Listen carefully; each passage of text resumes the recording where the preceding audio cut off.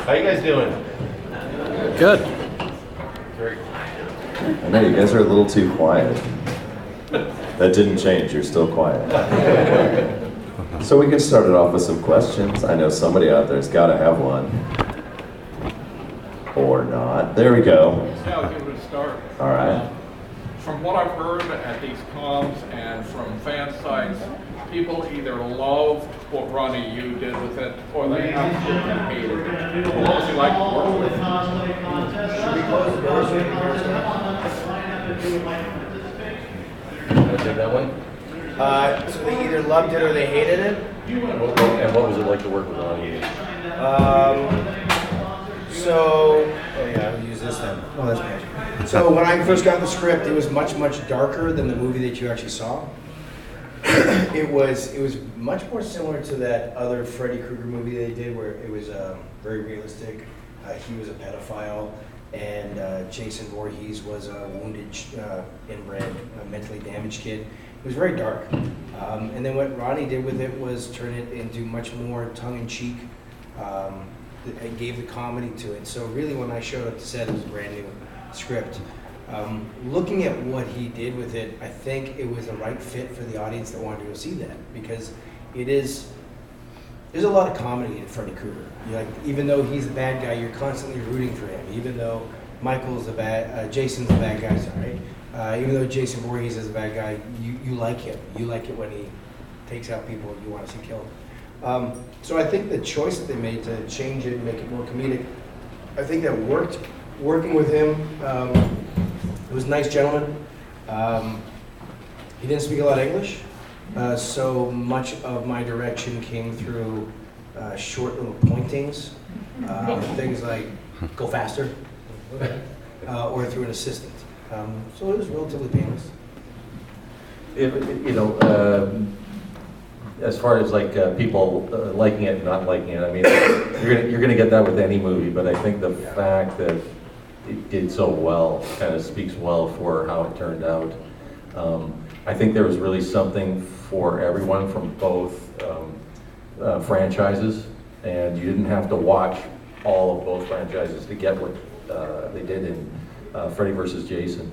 And a lot of people were saying, well, how can Freddy fight Jason? Jason's just so much bigger and stuff. Well, Ronny Yu comes from a martial arts background. He's from Hong Kong. And the biggest guy doesn't always win, and you can even them up by making Freddy small and quick, and Jason powerful but lumbering. And he really played that up in the big fight scene at the end. You don't get a super sense that they have their moments, right? They both have their moments, and so Ronny brought something to it that I don't know if a North American director would have necessarily. But all in all, it was a really well balanced movie, and I think the fact that people are still, I get people come up to the table and they're like, I love this movie, and after all this time, it's been 15 years, so whatever Ronny did, I think he did something right. Anybody else think of a question while we were talking? What was it like working with Robert Englund? He was a sweetheart. He was teaching me how to do the walk and how to talk like him, and he based his whole performance around that choreographer who did all that jazz. Yeah. I'm trying to think of it. He did all that jazz and cabaret, I think it is. And Bob Fosse. Yeah, thank you, sir. Bob Fosse, that's it. And so the whole thing was you have to walk like the glove weighs 40 pounds, so it hangs down, so your shoulders are offset like that, and you're putting your feet in front of each other. Because if you think about when you watch his performance, he doesn't just walk over and there you go, glove. It's like a dancer, and so he's doing the one foot in front of the other, and he's doing this big thing with the glove and the hat, and it's very, very theatrical. So he was teaching me how to do that, and then I was practicing how to imitate speaking like him, and that was a lot of fun. And for me, like I was a kid, I don't know if you guys remember this, but when the first Nightmare on Elm Street came out, I remember the commercial where the girl sits back into a chair and goes right through the chin, because like nobody had seen that before. It's like, oh my God, that's terrifying. I think I checked out every chair I sat down in. Because I was a little kid. When I saw Jaws, I was afraid that when I pooped, a shark would bite my butt. I wasn't the smartest kid. But yeah, that was amazing. Robert is one of the sweetest, nicest men you've ever met, and he really just has enjoyed embodying that character. But you did a lot more with it. Well, his background is so much theater, and he loves theater, and I've never done a lot of theater, but my wife actually works in theater quite a bit, and it really becomes there's a lot of camaraderie and teamwork in theater that you don't necessarily see on film sets all the time. And so Robert is, with him, you're part of the team now. And I remember the first night I met him, he was just so welcoming, and I was the newbie, and he was the old vet, and it was like, hey, come on aboard. This, it's going to be great working with you. What do you think of this? What do you think? He just got right into it right away, and really wanted to collaborate. And I always sort of call him the Vincent Price of our time, because he's just so well known for the horror genre and that. But no, he's great. I always love seeing him and his wife Nancy. We went to promote the movie in Europe for about a month, and they took me everywhere with them, and there was no place he could go that he wasn't recognized. And we get like the best table in the restaurant, and he knows where all the nicest restaurants are and stuff like that. And finally, we got to Paris, and I just said, leave me alone, you guys. We're in Paris. Go have a nice romantic evening, because they were just so nice to me. And I love seeing them. Yeah. What was your favorite Friday the 13th film? A strict Friday the 13th film? For me, I think probably it was probably 3 or 4. It's hard to decide. Do you have a favorite? Mine's personally the 6th one. The 6th one? Yeah. I mean, naturally, I normally have to say Freddy versus Jason, but you said I like the first one. We get the final shot of the first one where it pushes in on the water, and you're waiting for him to come out of the water, and he never does, but it's terrifying. My fiance, when we watch a horror film, we just watched the movie It, the new film. Yeah. We get scared at different things. She gets scared when there's blood and guts, and I'm like, meh, because I've worked on too many sets. I get scared when there's tension. So it's a slow building tension, I'm like, so for me, the ending of the first Friday the 13th, where he just slowly pushes on the water, was just, Yeah, nobody was expecting that. Yeah, it was just so brilliant. Yeah, it was very. Anybody else? Way in the back, sir. My question was, I was playing Jason, how, I guess based on the subject of safety, say your character having the intentions to kill, but yet trying to, like say on set, making sure you're. Oh, not actually hurting people? Yeah. Yeah.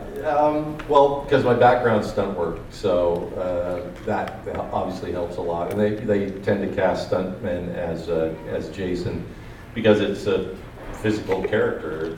He doesn't have any dialogue, and a lot of the times the things they ask you to do can be dangerous. But I think I never really had a problem with anybody. I was worried for Robert a little bit when we were in the burning building, because I mean, it was hot in there. It was really, really hot, and but he was a real trooper, and he hung in there. And I don't know if we had any incidents with the rest of the cast, but I remember one time there's a scene where I grab the sheriff and I stuff him into the electrical panel, and the sparks fly off and everything, and we didn't really think about that because the burlap jacket that I was wearing is all covered with spray paint and everything, and it actually caught on fire when it wasn't supposed to.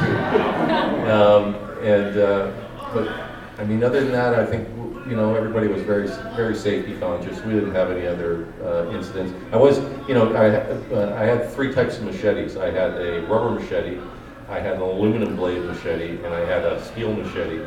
And I remember one night when I just swinging at Kelly Rowland, because the mask is, one eye is covered, so I have no depth perception really. And I think that was the most nervous I was about maybe hurting somebody else in the cast. But yeah, that's about it. Yeah. I guess for either of you, did you get to keep anything from the set, or did you get to keep the mask or anything like Did you that? steal anything? I didn't know. I was hot pink for like a week and a half. Because I was naked in a bathtub full of red dye blood. They didn't teach you the shaving cream? Oh, well, they didn't think about it back then. They didn't No. care. And then, The only stuff that gets that off is shaving cream. Yeah. Otherwise, you're I'm dying. pink to start off with. Yeah. I look like a ginger smurf. I was like constantly embarrassed for like almost 2 weeks. It was pretty funny. I got one of the rubber machetes, and the guy who made the masks for the movie had actually I made him promise me one, and then he backed out at the last second. He didn't realize how expensive they were or what they would be worth. I don't know who they went to, but but he did make me one that was identical to the post-fight mask. So it's got the blood on it, it's got the claw marks on it, and it's identical to the one in the movie. So yeah, no, that is cool. I have it in a box with like black silk, so it's stashed away. Anybody else?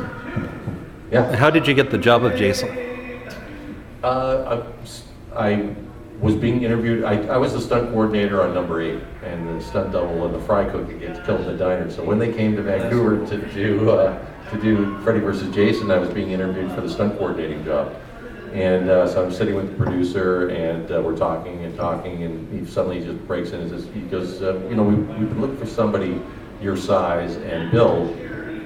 Would you be interested in auditioning for Jason? And so the audition was with a mask similar to the one you've got there, and they did a close-up on my eyes and read the opening scene of the girl swimming in the lake, and then they had me walk around the room, and then I went and met then I went and met with Ronny Yu, and he gave me the job before I walked out of the room. And I know they had been auditioning a lot of people, and but I did ask. I said, well, what about Kane? And they just said, well, we want somebody bigger, and they wanted to go with a different one. Yeah, Kane isn't quite as tall as you, but if anyone has ever met him, he takes his photo ops very seriously. He has that prop machete, and he'll push it into your neck for pictures. Well, hard. He's legally not allowed to choke people anymore because I think he's actually made them pass out. Yep. Yeah. It was annoying. Yeah. He asked one time if he could get a picture choking me, and I said sure. I go, but if you really choke me up. Yeah. And so he took the picture, and I just kind of went. I've never seen that picture anywhere. Yeah. You seem very jovial for a serial killer. Yeah, well, I mean, that's just what they paid me to do. Yeah. I get it all out on the screen. So Yeah, there you go. Bring it into my real life. Yep. Anybody else? What would have to be your favorite scene that you actually did? For me? Yeah, any of the scenes you've ever done. In Freddy vs. Jason? Yeah. I think it was the, well, I love the whole fight scene at the end, the big battle, of course. But I think my other favorite one was the bed. Stabbing the guy in the bed, and then nobody was expecting Jason to fold the bed in half. That was mine. What was yours? Oh, the one that I'm in, or I like the one with the magic mushroom caterpillar. Oh. That's hilarious. That's pretty funny. Is there anything either of you filmed that didn't end up in the final release and you're kind of sorry it didn't? I had a scene that was shot with me and Brendan, like a precursor to coming back in the dream sequence, but that was never used. But it makes sense. Yeah, no, there wasn't anything that I did that they didn't use. Yeah, nothing I could think of.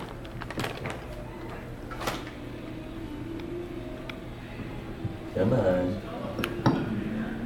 anything. What is your favorite memory of working on a movie? What's yours? Oh, my mom was there. My mom's an actress, and so if you notice the whole scene that I'm doing, I'm naked, and we wear something in the business. I don't mean to be rude, but it's called a cock sock, and what it is a jock strap with all the stuff cut off, and then it's taped underneath your stomach, and then you put your genitals in it, and that's all I'm wearing. And here's the thing is, like people are gonna look at you, nice to meet you, and then they're gonna drift down because you're a guy wearing that. And so I drew a smiley face on it so that I could sort of break the tension, so that when they're like, oh, hey, nice to meet you, I'm like, I gotcha. That was cool. And then my mom was there, and she was being very sweet and motherly, and she kept on like, I'll get you your robe, Zacharias. Okay, I'll go tell the director to do this. I'm like, no, Mom, you will not. Like, but it was really fun to have my mom on set, since like I've been on her set since I was a kid, and then to have her there was a lot of fun. I remember one night, I'd been working on X-Men prior, and Bryan Singer was the director on X-Men. And we're out at the lake, and I'm in my room, and I was out of costume, and I had all the makeup on that they needed to do. I was just hanging around, and I get a radio call saying that Bryan Singer's here, says he knows you, and he wants to say hello. And I'm like, seriously? Bryan Singer, like huge, big time director, and I've been doing stunts on X-Men. And I go, really? So I walk out of my trailer, and here he is. He's driven 45 minutes, an hour out to Bunsen Lake, which is doubling as Crystal Lake. And he's got this little entourage of people with him. And I walk up and I go, Bryan? And he goes, oh, hey, Ken, how you doing? I registered disappointment right away. And I realized they didn't come out to see me. They came out to see Jason. So after a few moments of saying hi to everybody, I go, just wait here, I'll be right back. So I go back to the trailer, the costume was in the trailer, and threw the costume on real quick and everything, and then I went out of my trailer and I went all the way around so I could come up behind them in costume and in character, and so I walk up behind him, and he finally turned around, he saw me, and he just like screamed like a little girl. So excited. And I just stood there, and they just walked, they circled me, and they were looking at the costume, and oh, they got the hair, I love the hair and this thing, and look at the machete, that's awesome. They were just like, it was so funny to go through that kind of thing. I was a mannequin for Jason. So that was a funny night. Yeah. Yep. In the back. Yeah, I had a question about there's the cornfield party scene. Yeah. When Jason gets the Everclear thrown on him and gets set on fire by the tiki torch. Yeah. I mean, he was on fire for a long time. Well, actually, that was the only stunt in the movie, because when I signed on to the show, they said, Ken, we're hiring you as an actor. You're going to have a stunt double, because they were shooting main unit and second unit, and a lot of times on second unit, that's where they shoot the stunts and stuff like that. And I said, all right, but the only stunt I would really, really like to do in the movie was the fire gag, because I knew that would get nominated for a World Stuntman's Award, and because it's a great scene, really great scene. And they go, no, you're an actor. You gotta, we're hiring you as an actor.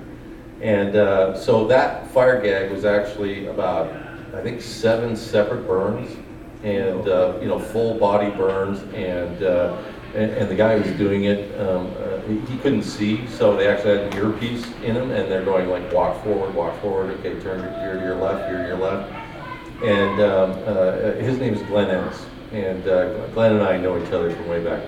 I can tell you a funny story about him after. But no, I didn't get to do the fire gag in the cornfield, even though that was actually Glenn's first burns, the first burns that he ever did. And I had, of course, done them many times before and stuff. But Glenn was also the bear in The Revenant. Oh, really? Yeah. So he's a big dude. Like Yeah. So Glenn and I are so much alike. I'll tell you this story.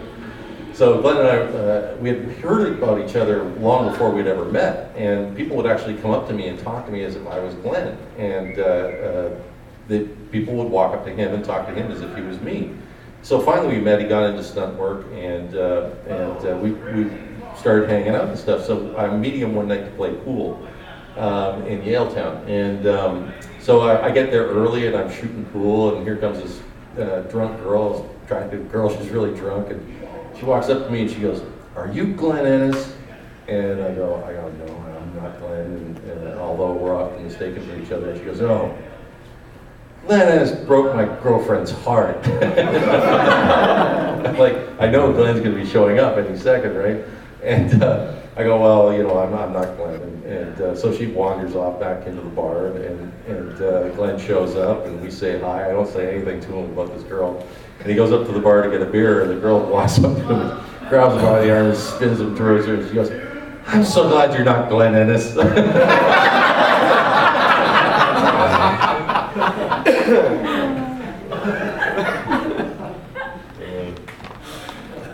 Yeah.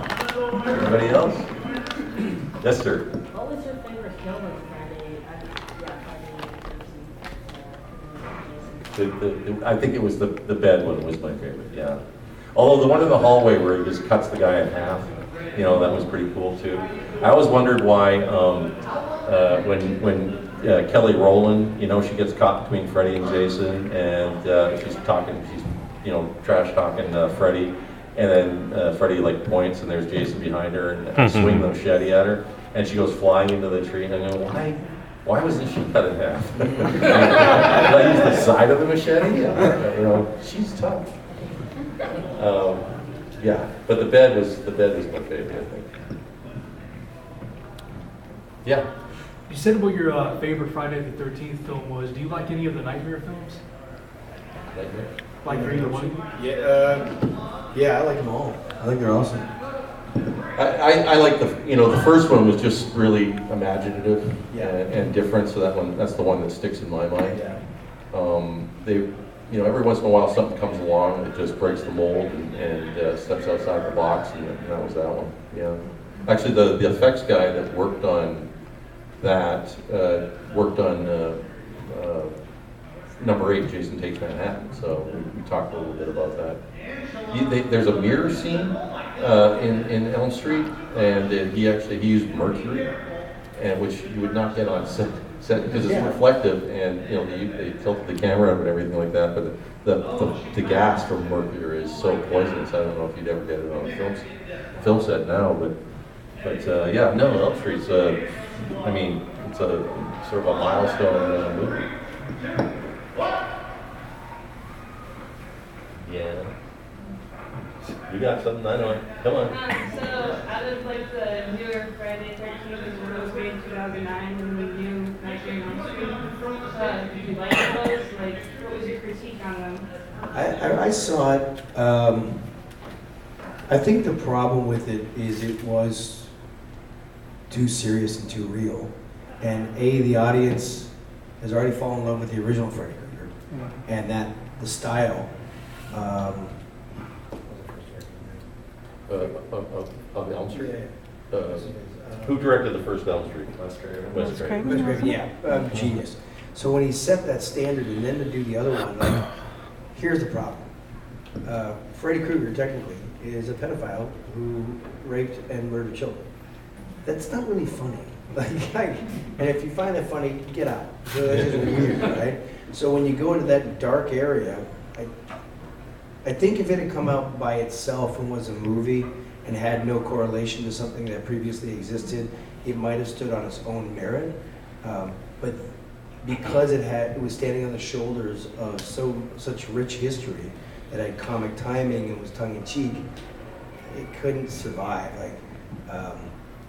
It's very hard to recreate something that already has a place in the hearts of the audiences. They tried to do Christmas Story stuff, and it all sucked, and it was just really bad. So I don't think you can remake something that's already been done and really landed well. Yeah, it's tough to do. Anybody else? Questions, suggestions? Yeah, yes ma'am. You were talking about Freddy, right? Well, he does kill children, but I'm pretty sure he doesn't rape them. Well, that was the thing is in the remake, they imply he takes them down to the boiler room and does things with them before he kills them. And that's pretty dark stuff. I mean, it's the one thing that we as society go, no. Yeah, she didn't see the remake. Yeah, it's pretty dark. So Yeah. that's the implication. You know, it's He said, did you know in the Scream movie, Freddy's a janitor? Robert Englund in the Scream films. Yeah. Yeah, that's cool, right? Because Wes England loves working with the same people over and over again. Yeah. You mentioned some like tips and tricks you picked up along the way, like the shaving cream to remove the blood, or like the different types of machetes. Were there other like fun tidbits or things that you learned or that you picked up through doing these films? Wear a fireproof jacket when you're throwing people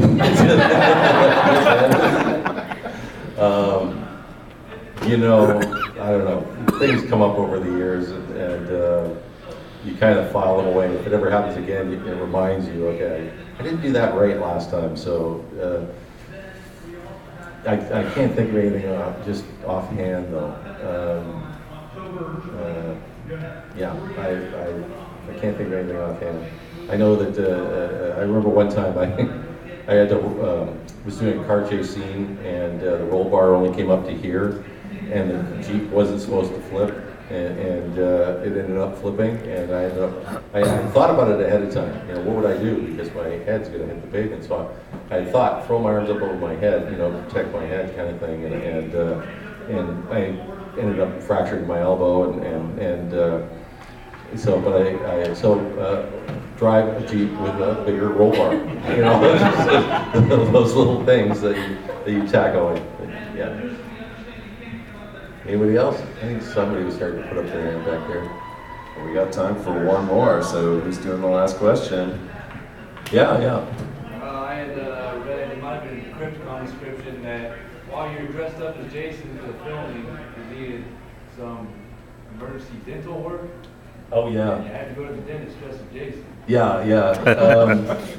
So the only day I had to wear the full makeup for Jason was a scene in the van with Kelly Rowland where she starts to lift up the mask, and they had these fake teeth. And normally, when you put them in, you're supposed to put some Vaseline on your own teeth. And I had my front teeth knocked out. And so when so there's a permanent bridge on the right hand side. So anyway, when the guy pulled out the teeth, pulled the bridge out, and so he's like freaking out. He goes, "Oh, we'll get you to a dentist right away." And so they take me to this dentist's office, and I'm in full makeup, and I'm wearing a hoodie. And I walk into the dentist's office, there's just one woman sitting in and she's reading a newspaper, so she's not looking up, you know. And of course, my voice sounds normal, and they're checking me in and all that kind of stuff. And I come and I sit down in front of her, and she still hasn't looked up to see me or anything. And she, you know, lowers the paper to turn the page, and she sees me, and she's just like,